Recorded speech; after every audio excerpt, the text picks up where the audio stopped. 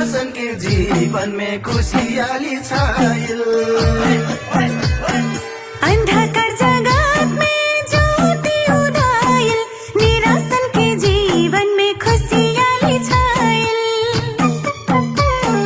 जौने व्यक्ति यीशु ज्योति पछाई ओकर सारा पाप क्षमा हुई। जौने व्यक्ति यीशु ज्योति पछाई ओकर सारा पाप क्षमा हुई।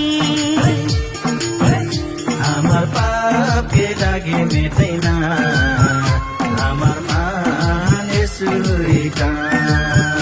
हमर पाप के दागे मेटैना हमर वाहन सुहिता। हमार पाप के दागे मेटैना हमार मान यीशुका।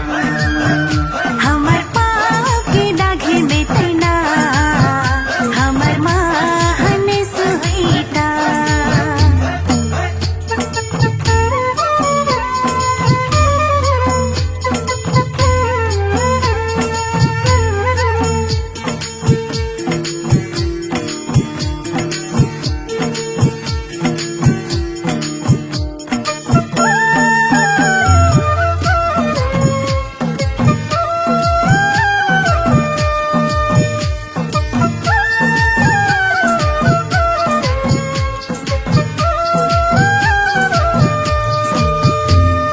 पाप के फंदा में से कोई नहीं बचिया, एक मात्र यीशु उद्धार करिया। पाप के फंदा में से कोई नहीं बचिया, एक मात्र यीशु उद्धार करिया। हाथ पकड़ी के निकारी ननला देखला आपन सच्चा प्रेम। हाथ पकड़ी के निकारी ननेला देखैला अपन सच्चा प्रेम। हमार पाप के दागे मेटैना हमार मान यीशुका।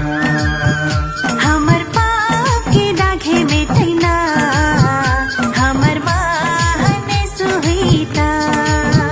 हमार पाप के दागे मेटैना हमार मान यीशुका। हमर पाप के दागे मेटैना हमर वाहन सुहिता।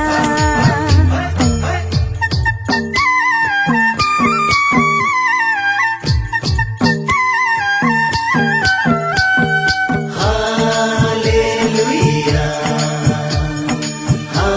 हालेलुया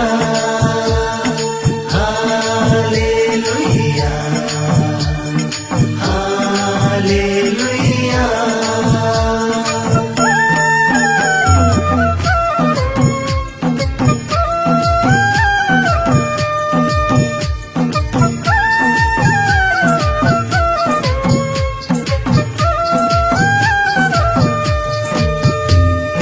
स्वर्गीय पिता से संबंध जोड़ैला, स्वर्ग पृथ्वी के मिलन करैला। स्वर्गीय पिता से संबंध जोड़ैला, स्वर्ग पृथ्वी के मिलन करैला। सब दुखी पापी में क्षमा कैला, सकहुन यीशु आपन बनैला। सब दुखी पापिन हे क्षमा कैला, सकहुन हे